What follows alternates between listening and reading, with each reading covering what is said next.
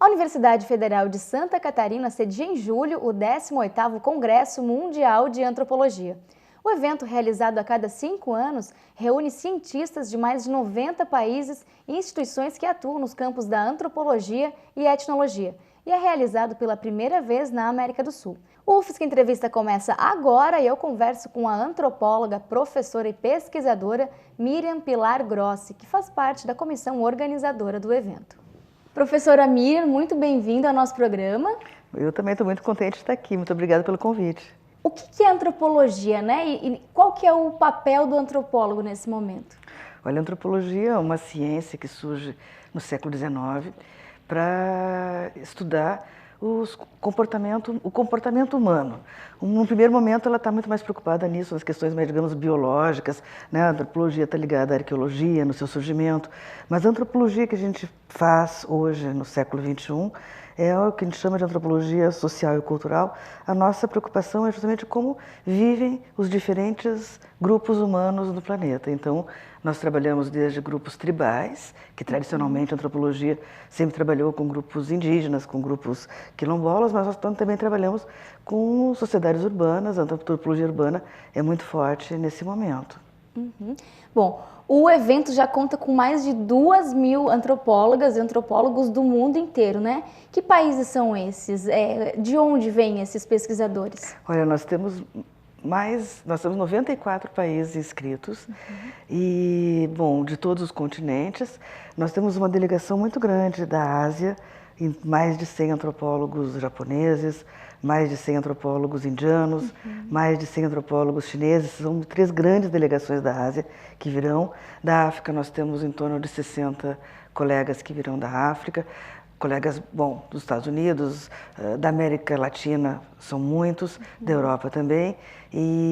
Mas é muito interessante isso, essa diversidade, essa amplitude de países com os quais nós estamos lidando. Isso tem sido já um grande desafio até para a organização do Congresso, porque a gente tem que lidar, e claro, nós somos antropólogos, nós somos acostumados a buscar entender a cultura do outro, como o outro reage, pensa, mas nós estamos agora nos defrontando assim com muitas formas diferentes de pensar antropologia, de ser antropólogo, vindo de vários lugares. Por exemplo, nós temos um grupo de antropólogas chinesas que tem nos ocupado bastante, porque elas escrevem muitas e muitas mensagens, e é um grupo de antropólogas tribais. Elas são de 7 grupos tribais, que na China são considerados minorias e, portanto, não são, digamos, eles são tutelados pelo Estado, mas é um grupo de antropólogas desses grupos que falam em nome das suas tribos e que virão, entre elas, né, são vários grupos do sul da China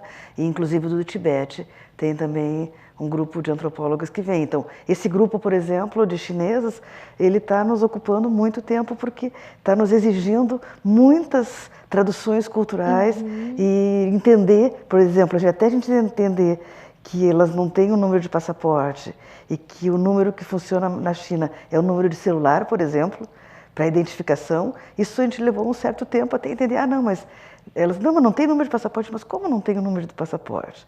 Né? E aí fora um pouco, isso tem sido um super desafio para a nossa equipe de dialogar com essas outras formas de fazer antropologia pelo planeta. Todas essas questões burocráticas específicas de cada país, né? Isso, a gente já fizemos muitos congressos, né, de antropologia, e aqui na UFSC a gente também está acostumado a fazer grandes eventos como o Mundo de Mulheres, que a gente fez no ano passado, mas a particularidade desse congresso é que justamente ele é muito diverso em termos disso, de lugares de onde vêm as pessoas, e o que justamente nos exige, né, um tipo de tratamento com esses colegas muito diferenciado, inclusive por isso, por exemplo, para conseguir, né, muitos países precisam de visto para vir para o Brasil, então a produção da documentação para trazer esses vistos, fazer esses vistos, tem uma equipe de estudantes de relações internacionais trabalhando na nossa secretaria que só trabalham com as cartas e com o diálogo em relação aos vistos, por exemplo.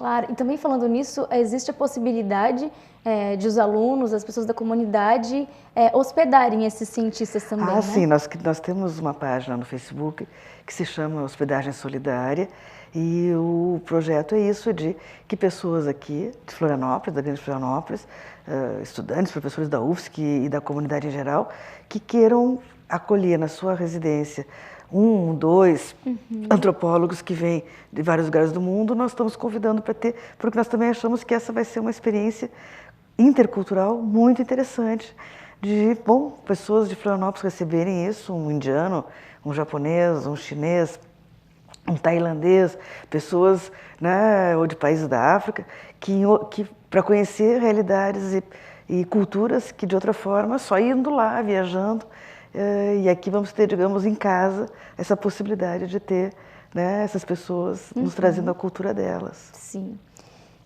Qual que é a importância, né, para a UFSC de sediar um evento desse tamanho? Eu acho que, quando nós fizemos a candidatura, assim, há 5 anos atrás, em 2013, no último congresso, o congresso ele se realiza a cada 5 anos apenas, a gente se candidatou para trazer o congresso para o Brasil, e aí nós, dentro, né, da Associação Brasileira de Antropologia, nós propusemos aqui em Florianópolis, pelas condições que a UFSC tem, né, o nosso centro de eventos, o espaço do Gapuruvu, do Auditório Gapuruvu é muito bom, nós temos o campus da UFSC é muito agradável, né, é um lugar realmente, comparando com outros campos do Brasil, um dos melhores campos do Brasil, assim, para acolher grandes eventos. Então, essa foi uma razão que inicialmente a UFSC foi escolhida, digamos, pelos colegas brasileiros para ser, digamos, o lugar que se candidataria. Quando a gente se candidatou lá em Manchester, a gente, fez um vídeo, fez PowerPoint, fez folders, toda uma explicação de como é que era a universidade, e a gente concorreu com mais outros 3 candidatos, entre eles da Índia e da Croácia, que queriam muito fazer, mas no final nós acabamos ganhando com a nossa proposta. É importante dizer que em 2013 nós estávamos também num momento político da dimensão do Brasil no exterior muito diferente do momento que infelizmente a gente vive agora. Naquele momento a gente estava assim, sediando a Copa do Mundo, sediando as Olimpíadas, havia um entusiasmo muito grande com as transformações sociais que o Brasil estava empreendendo, toda a diminuição da pobreza, todos os programas sociais que tinha no Brasil, isso para o campo nosso trabalho como antropólogos, que é pensar e atuar no campo dos grupos minoritários, dos grupos que em geral estão à margem do poder, isso era visto pelo mundo inteiro como um grande protagonismo do Brasil enquanto, né, país, nação, nesse combate à desigualdade, no combate à pobreza. Então isso foi uma das coisas que trouxe o Congresso Brasil, foi também naquele momento o protagonismo que o país tinha nisso, e a antropologia brasileira, ela se caracterizou durante as últimas décadas justamente por ter um diálogo muito intenso na produção de políticas públicas, né? Os antropólogos brasileiros historicamente têm sempre defendido as populações indígenas, as populações quilombolas, têm feito esse trabalho de produzir laudos para garantir os direitos dessas populações, e isso são trabalhos reconhecidos mundialmente como muito na vanguarda de algo que cada vez é muito importante hoje no campo científico, que é a articulação entre pesquisa de ponta, pesquisa acadêmica, teórica, com as demandas da população. E a antropologia brasileira tem feito isso, tem sido capaz de levar para as populações que ela estuda, primeiro, devolver o que tem estudado. Então, de alguma forma, nós fazemos um trabalho também importante de construção de memória, de vários grupos, muitos grupos que não têm uma tradição de cultura escrita, só têm uma tradição de cultura oral, mas também nós temos um papel importante nisso, nessa colaboração e nessa proposição de ações políticas, de políticas públicas, de melhoria das condições de vida de vários grupos que nós estudamos. Por exemplo, um campo que é, né, muito dramático no Brasil, nas grandes cidades, todo o campo da segurança pública, da violência, que a gente tem a violência urbana, esse também é um outro campo no qual a antropologia brasileira tem há muitos anos atuado, estudado, refletido, tentado entender justamente o que é essa antropologia, essa violência. Muito obrigada, professora, pela presença em nosso programa. Muito obrigada pelo convite. O UFSC Entrevista fica por aqui, nos acompanhe nas redes sociais e até semana que vem.